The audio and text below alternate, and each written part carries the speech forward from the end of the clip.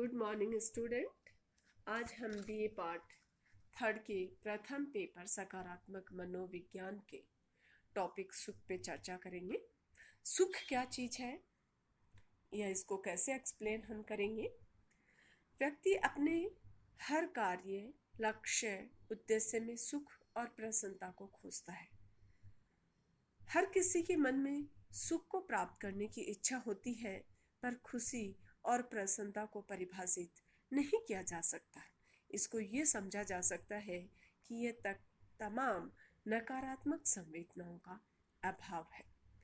जीवन में आनंद और प्रसन्नता का मार्ग दिखाने वाले उपदेशों में आनंद की प्राप्ति को ही जीवन का उद्देश्य माना जाने लगा है।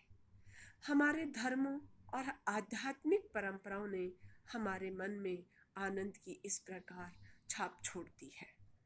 डायनेर और उनके साथियों ने लिखा है कि आत्मगत सुख और आनंद को समानार्थक शब्दों के रूप में उपयोग करने पर अधिक बल दिया है। वे कहते हैं, आत्मगत सुख में व्यक्ति विश्व के संदर्भ में अपनी वर्तमान स्टेटस का आत्म मूल्यांकन करता है। डायनेर का कहना है कि आत्मगत सुख पॉजिटिव भाव जिसमें नकारात्मक भाव का भाव हो एवं सामान्य जीवन संतुष्टि का संयुक्त रूप है। सुख के आर्थिक सूचक एवं सामाजिक सूचक होते हैं।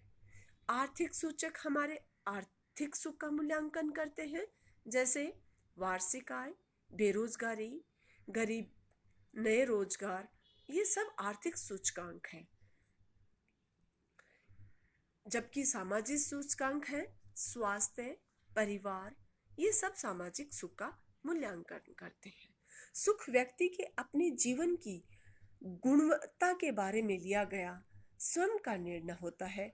इसलिए आत्मगत सुख के दृष्टिकोण से आर्थिक और सामाजिक सूचकों को अपूर्ण माना गया है, क्योंकि व्यक्ति अपने जीवन में कितना सुख और संतुष्ट है, इसका मूल्यांकन आर्थिक एवं सामाजिक सूचकों के द्वारा नहीं किया जा सकता। डायने ने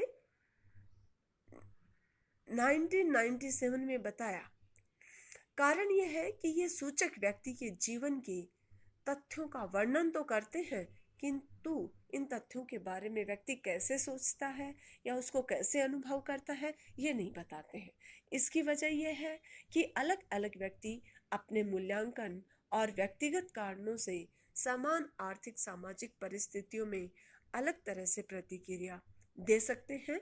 इसलिए आत्मगत मूल्यांकन का बहुत महत्व है, क्योंकि वह व्यक्ति के दृष्टिकोण से तथ्यों का वर्णन करने में सहायता करते हैं। दूसरा यह है कि सुख एवं संतुष्टि प्रत्येक व्यक्ति के स्वयं के जीवन में महत्वपूर्ण लक्ष्य है।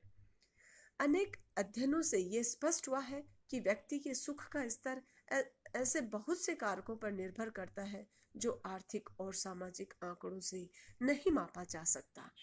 डैनियल ने अपने अध्ययनों के आधार पर बताया कि सुख व्यक्ति के द्वारा अर्जित धन से बहुत कम संबंधित है।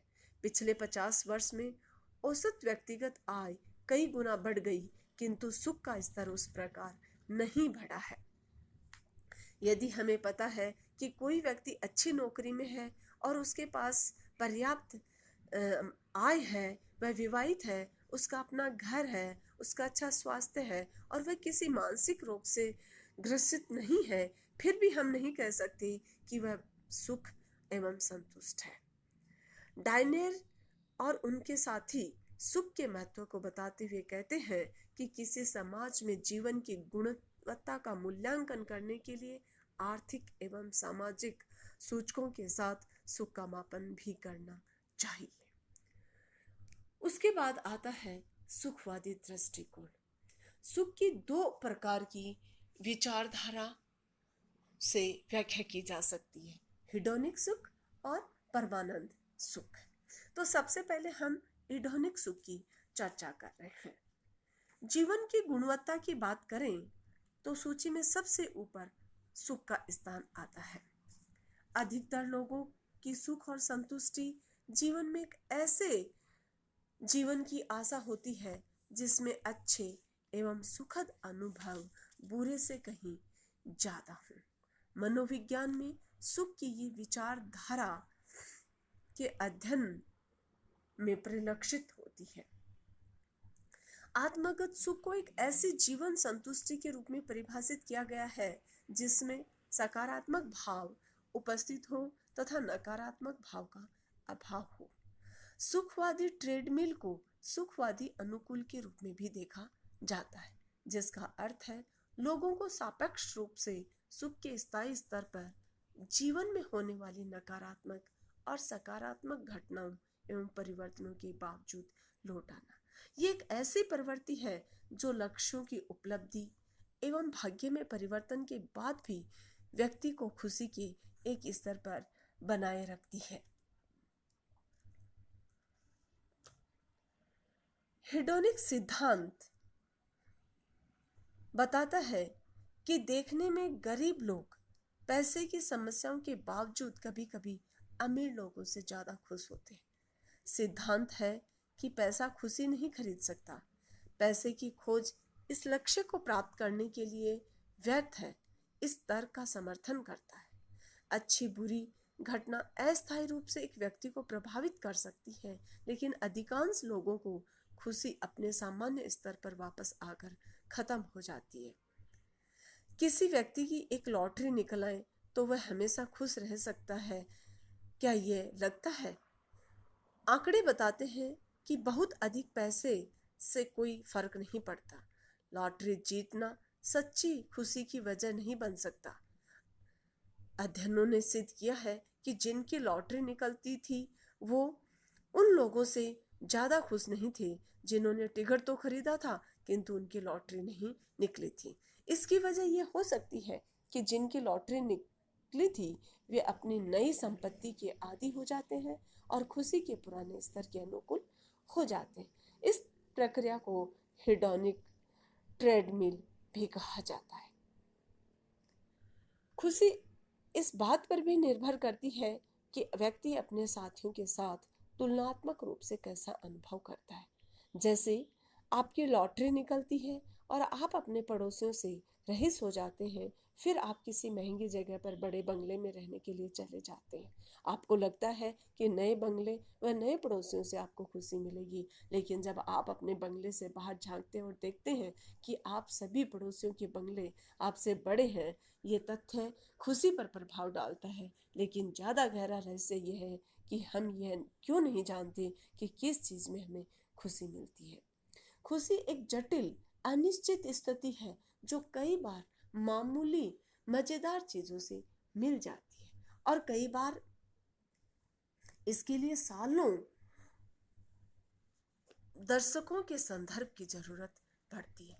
ऐसा भी लगता है कि खुशी को मापने की कोशिश भर से हम उस चीज से दूर हो जाते हैं जिससे हमें सबसे ज्यादा खुशी मिल सकती है। शिकागो स्कूल ऑफ बिजनेस के क्रिस्टोफर हंसी ने एक महत्वपूर्ण अध्ययन से यह बात सामने आती है। हंसी का अध्ययन एक सामान्य चयन पर आधारित होता है। इसमें सहभागियों को 6 मिनट के एक काम के लिए पुरस्कार के रूप में वनीला आइसक्रीम जीतने का विकल्प दिया गया। सामान्य परिस्थितियों में 30% से भी कम लोगों ने 7 मिनट के काम को चुना, इसलिए कि उन्हें वनीला आइसक्रीम पिस्ता आइसक्रीम से ज्यादा पसंद थी। इस अनुसंधान के दूसरे चरण में सहभागियों के एक और समूह को भी यही विकल्प दिए गए, लेकिन इस बार अंकों को भी इसमें शामिल कर लिया गया। 6 मिनट के काम के लिए 60 अंक और 7 मिनट के काम के लिए 100 अंक दिए जाएंगे। 50 से 99 अंक तक वनीला और 100 अंक पर पिस्ता आइसक्रीम का पुरस्कार था। हालांकि सभी कार्य और प्रभाव एक जैसे ही थे, फिर भी अंक प्रणाली में लोगों के चयन को नाटकीय ढंग से प्रभावित किया। अधिकतर लोगों ने ज्यादा समय वाले काम को चुना और 100 अंक कमाए, जिससे भी पिस्ता आइसक्रीम वाले पुरस्कार जीत सकते थे। यद्यपि उसी अनुपात में करीब 70% लोगों ने कहा कि उन्हें वनीला आइसक्रीम पसंद है। इस प्रयोग के आधार पर हंसी ने निष्कर्ष दिया कि सहभागी अपने अंक के साथ अपनी खुशी बढ़ा रहे थे। 60 अंक और 100 अंक का फर्क बहुत अधिक है, इसलिए ये हमारी आइसक्रीम की पसंद पर हावी हो जाता है।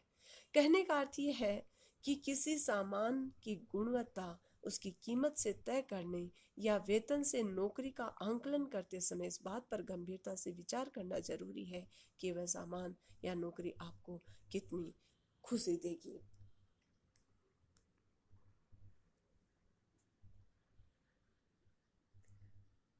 ब्रिकमैन ने 1971 में तर्क दिया कि हिडॉनिक ट्रेडमिल का अर्थ है लंबे समय तक रहने वाली खुशी का स्थिर एवं सापेक्ष रूप से तटस्थ स्तर पर आ जाना। जिस प्रकार ट्रेडमिल में व्यक्ति चलता जाता है किंतु कहीं पहुंचता नहीं है, उसी प्रकार हमारे संवेगात्मक अनुभव बदलते रहते हैं किंतु दीर्घकालीन खुशी का स्तर नहीं बदलता है। नई कार, बड़ा घर और वेतन में वृद्धि कुछ समय के लिए खुशी देती है किंतु फिर अच्छे का भाव फीका पड़ जाता है। इसका कारण है कि व्यक्ति सकारात्मक एवं नकारात्मक जीवन परिवर्तनों के साथ शीघ्रता से अनुकूलन कर लेता है और खुशी के पूर्व स्तर पर लौट आता है।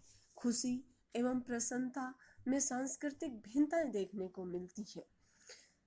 भारत, जापान और अमेरिका में खुशी का वही अर्थ है जैसा कि संयुक्त राष्ट्र अमेरिका, कनाडा और पश्चिम यूरोप में है। यदि सुख का अर्थ विशेष संस्कृतियों में सापेक्ष है बजाय सार्वभौमिक के, तो ऐसी स्थिति में उनके सब्जेक्टिव वेलबींग पर प्राप्त कर्मों के आधार पर उनकी तुलना कैसे की जा सकती है। सब्जेक्टिव वेलबींग माप की सार्वभौमिकता इस बात पर निर्भर करती है कि उसमें संतोष और खुशी के अर्थ को कितना साझा किया है। नेक्स्ट पॉइंट आता है परमानंद सुख, जो हम नेक्स्ट क्लास में करें। Thank you.